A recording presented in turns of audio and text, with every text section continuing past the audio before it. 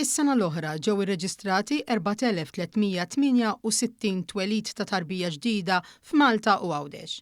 Dan ħareġ minn stqarrija minn identità fejn ħareġ li l-aktar li twildu kienu subien b'2243 u 2125 kienu bniet.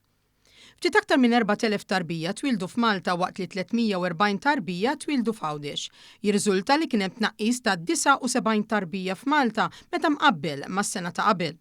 Il-kap ta' Reġistru Pubbliku Vincent Sledden spjega ma' One News kif għall-ewwel darba din is-sena l-istatistika ta' twelid imwiet u żwieġ tinkludi dawk mir-Reġistru Pubbliku ta' Għawdex biex bekk l-istampa demografika hi waħda aktar ċara u kompluta.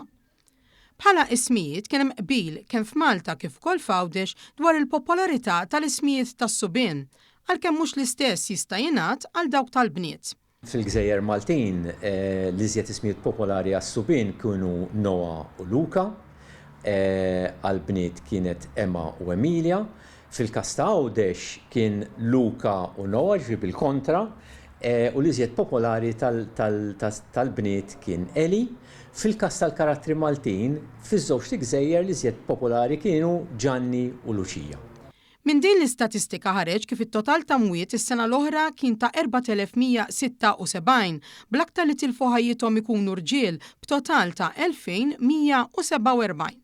Għal dawk li huma żwiġijiet ġew irreġistrati total ta' 2,240 fejn f'Malta ġiet ukoll irreġistrata żieda ta' 48 żwieġ fuq is-sena 2024. Fl-istess perjodu kienet irreġistrata biss unjoni ċivili waħda u 65 koabitazzjoni. Fl-intervista, il-kap ta' Reġistru Pubbliku spjega li r-Reġistru Pubbliku joffri diversi servizzi lil pubbliku f'dak li jirrigwardja reġistrazzjonijiet ta' trabi, imwiet u żwiġijiet kif ukoll it-tnedijiet għal dawk il-koppji li jkunu qed iħejju għaż-żwieġ. Bl-aktar servizz rikjest huwa dak ta' ċertifikati ċivili fejn jinħarġu aktar minn 76,000 ċertifikat matul l-2025, żieda ta' aktar minn 2,500 minn sena qabel. U stqarmana li s-sistema llum waħda ħafna aktar effiċjenti fejn faċli l-persuna tinqed online mingħajr il-bżonn li toħroġ minn dara hekk kif il-proċess jinkludi twassil taċ-ċertifikat permezz tal-posta, inkluż jekk ikollok bżonn li dan ikollu fuqu ċertifikazzjoni legali.